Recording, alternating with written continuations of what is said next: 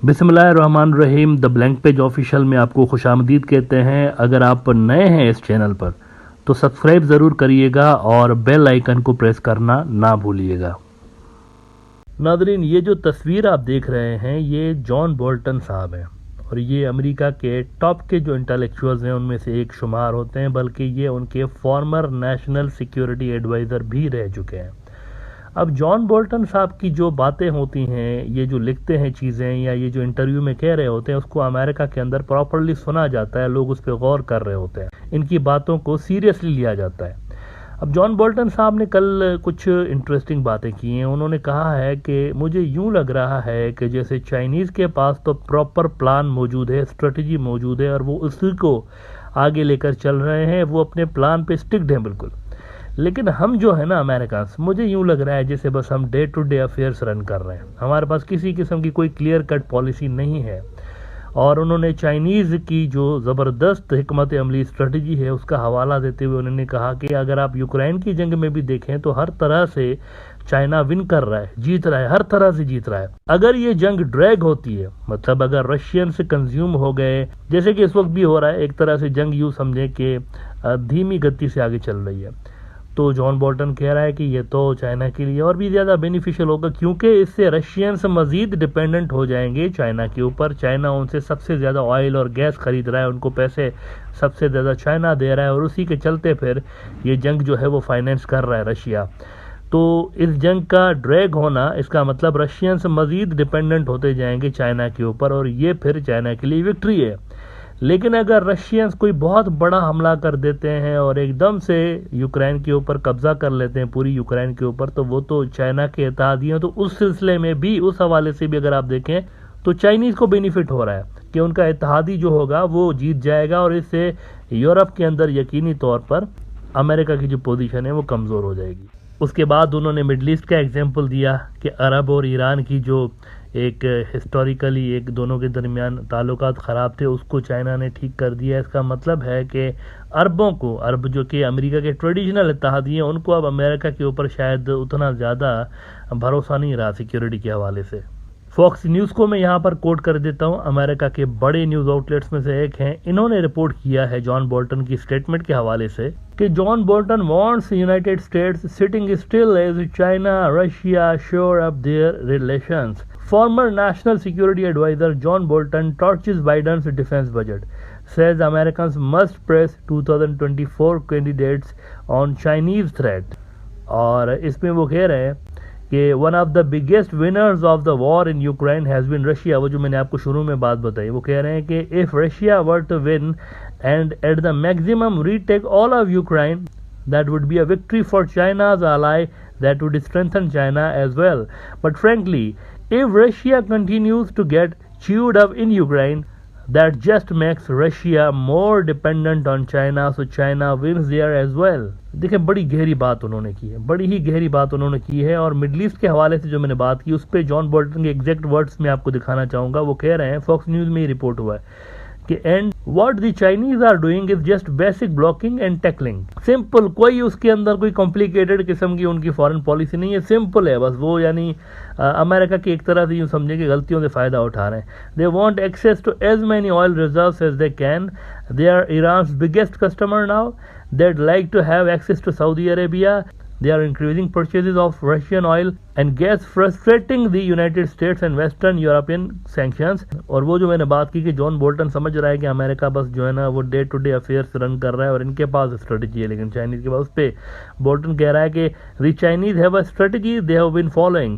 We kind of wander around from day to day and I think it's becoming increasingly evident and I hope the 2024 presidential election provides a forum to debate this। We have got to get our act together in the United States or this is only going to get worse। यानी कि यूं America के कुछ intellectuals Bolton साहब जैसे समझ रहे हैं कि गालिबन ये जो बाइडेन साहब हैं ये भी फेल हो चुके हैं, ये भी यानी इनकी भी टीम जो है वो कंटेन करने में नाकाम हो गई। ये चाइना जो है इनकी काबू में नहीं आ रहा। ट्रंप इससे पहले फेल हो गया। ट्रंप ने बहुत ज़्यादा, आपको पता होगा कि सैंक्शंस लगाए चाइनीज़ कंपनियों के ऊपर, ट्रेड वार ट्रंप ने छेड़ दी थी चाइना के ऊपर, और ट्रंप के बाद बाइडेन आया और बाइडेन एडमिनिस्ट्रेशन के लिए कहा जा रहा था कि अमेरिका की हिस्ट्री के जो सबसे बेहतरीन लोग रहे हैं वो बाइडेन साहब लेकर आया, एक्सपीरियंस्ड किस्म के लोग, सबसे बेहतरीन टीम वो लेकर आया चाइना को कंटेन करने के लिए। इसका सबसे बड़ा ऑब्जेक्टिव ही यही था असल में, लेकिन लग रहा है कि वो भी फेल हो चुका है चाइना को कंटेन करने में, और उसके पास भी अब यूं समझे कि डायरेक्शन लेस किस्म की उनकी भी स्ट्रेटजी नज़र आ रही है अमेरिकन इंटेलेक्चुअल्स को।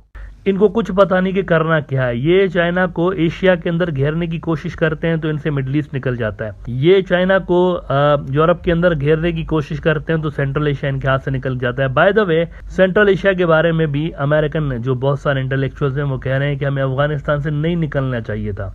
वो समझते हैं कि अफगानिस्तान से निकल के हमने बहुत बड़ी गलती कर दी, क्योंकि हमारे वहाँ से जाने के बाद एक बहुत बड़ा वैक्यूम क्रिएट हो गया है वहाँ पर, जिसको चाइना आके फिल कर रहा है। अगर हम वहाँ मौजूद होते रीजन के अंदर, क्योंकि इस वक्त देखें ना सेंट्रल एशिया में नहीं है, ये पाकिस्तान के अंदर जो इतना बड़ा बखेड़ा क्रिएट हुआ है, इसका एक इल्ज़ाम तो ये भी लग रहा है कि अमेरिका दोबारा यहाँ पर आना चाहता है, क्योंकि अमेरिकन के अंदर जो डीप स्टेट है वहाँ पर ये एहसास पैदा हो रहा है कि शायद इस रीजन को छोड़ के हमने गलती की हुई है, क्योंकि यहाँ पर तो स्वीप कर रहे हैं रशियंस और चाइनीज़, तो गालिबन वो दोबारा यहाँ पर आने की कोशिश कर रहे हैं। एक पाकिस्तान के अंदर ये आइडिया है, इमरान खान की पार्टी के लोग और कई और इंटेलेक्चुअल्स भी ऐसे हैं वहाँ के जो कि कह रहे हैं कि शायद अमेरिका दोबारा यहाँ पर आने की कोशिश कर रहा है।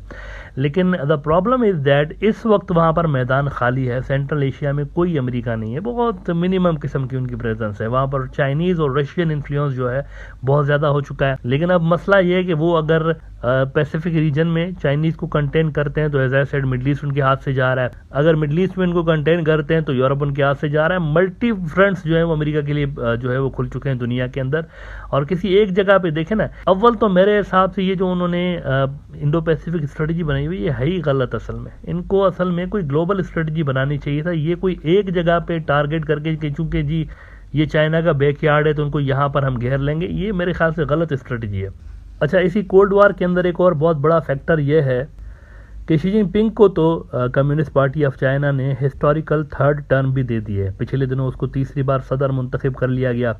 अब वो तो रहेगा यहाँ पर, अगले 4-5-6 साल तक वो रहेगा यहाँ चाइना के अंदर। लेकिन अमेरिका के अंदर अगले साल इलेक्शंस होने वाले हैं, और बाइडेन साहब की पोजीशन जो है और उनकी जो पार्टी है उनकी पोजीशन कोई ज़्यादा अच्छी है नहीं।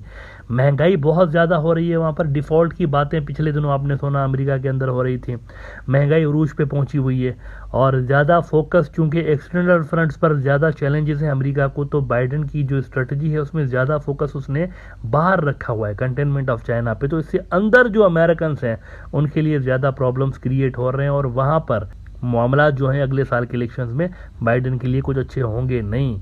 तो अगले साल अगर बाइडेन हार जाता है तो कोई फिर नई पार्टी, कोई ट्रंप साहब की पार्टी आ जाएगी, और उनके तो अक्सर डिफरेंट पॉलिसीज़ हैं। तो दुनिया भी एक तरह से यूँ समझे कि थोड़ी सी कंफ्यूज हो जाती है। अमेरिका के अंदर हुकूमत बदलते ही अमेरिका की पॉलिसीज़ डिफरेंट हो जाती हैं। तो ये भी अमेरिका के लिए एक प्रॉब्लम है कि चाइना में क्लियरिटी है, शी जिनपिंग है तो शी जिनपिंग ही है, कम्युनिस्ट पार्टी ऑफ चाइना है वही रहेगी। लेकिन अमेरिका में किसी को नहीं पता कि 2024 का जो इलेक्शन आने वाला है नवंबर के अंदर अगले साल, उसमें बाइडेन की पार्टी रहेगी नहीं रहेगी, नोबडी नोज।